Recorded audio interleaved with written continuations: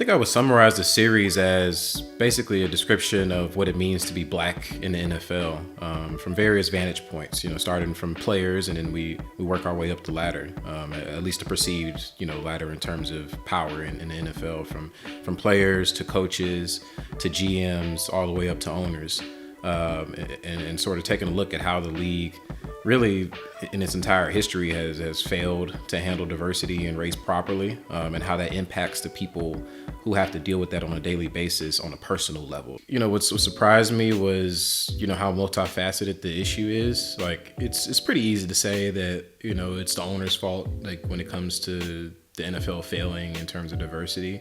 And I mean, a lot of the fault is theirs, but you can break it down really at every level. I mean, from a player standpoint, them being more willing to step out there and take a risk, like somebody like Kaepernick did, or like we've seen other athletes do, and say come hell or high water, I'm going to speak about what's important to me.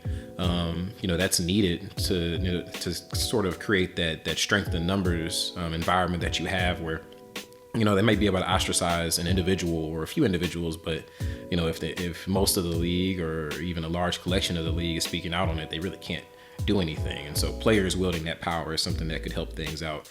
At the coaching ranks, for the black coaches that do break through, or diverse coaches even, and become head coaches, there should be this, not an obligation, I guess to say, but there's a responsibility to make sure that you put other people that look like you in positions to elevate as well. I think right now, I think we have one or two offensive coordinators who are black right now, and the defensive coordinator, we've seen a lot of growth there, but with the way the hiring cycle is trending, they're hiring a lot of offensive minded guys. And so you have to put, if we're going to get more diverse head coaches right now, we need more diverse offensive coordinators. We need more diverse quarterback coaches. Executive level, when it comes to GM, like, do you just peg them as a scout and kind of have them stay in that role for 20 years? Or do you give them promotion to director of player personnel or pro personnel, or these sort of higher ranking positions that lead to GM jobs? Yeah, the toughest part about this, honestly, was getting people to talk about it on the record, because this is something where it's a podcast, so I can't have anonymous audio.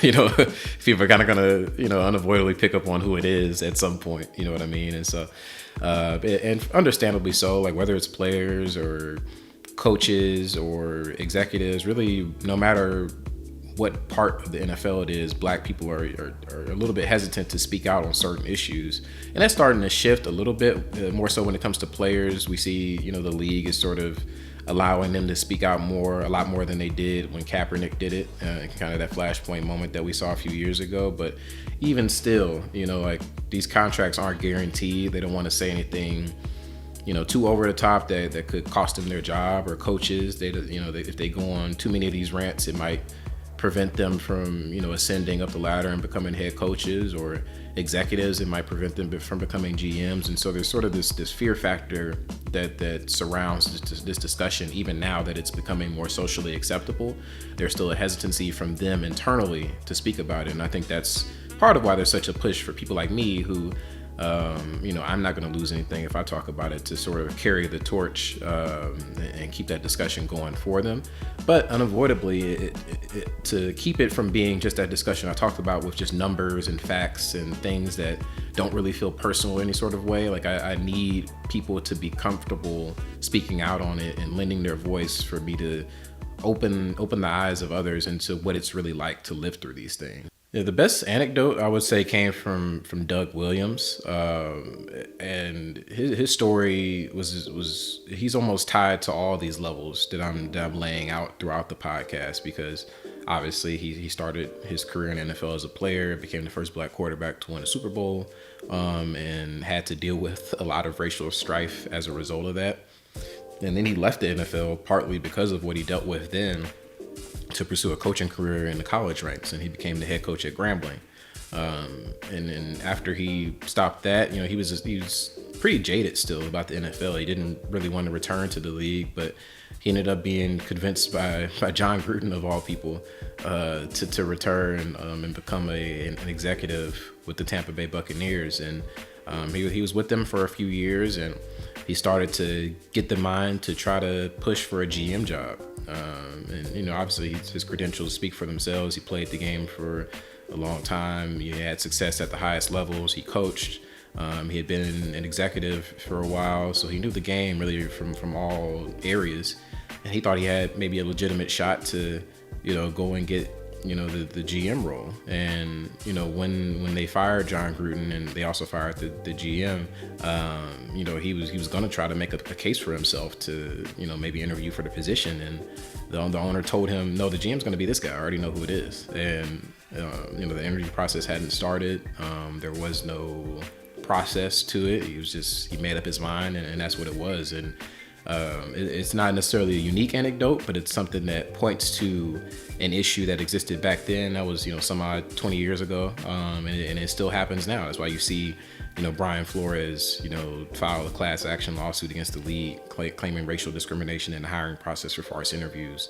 And it's something that's something that I learned kind of through doing this is people view correcting the hiring cycle almost as sort of the North Star in terms of helping the league turn around how it's doing in diversity, because it really does have a trickle-down effect. You know, organizationally, if you're not diverse at the executive level, at the coaching level, on the business side, it's really hard for that to carry over throughout the rest of the franchise and help your franchise push forward in that realm.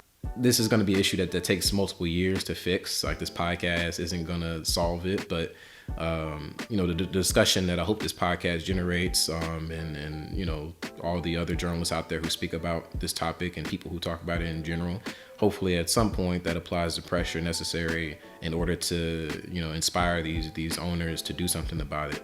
Or hopefully there's enough ownership change, you know, over time for those who are too stubborn to do it to get out of the way, and so some others can step up and get it done. But you know, that's sort of I guess if you had to label it, that's sort of the mission of this podcast is, you know, trying to find some semblance of hope for this issue to change, and it's going to have to be a collective thing.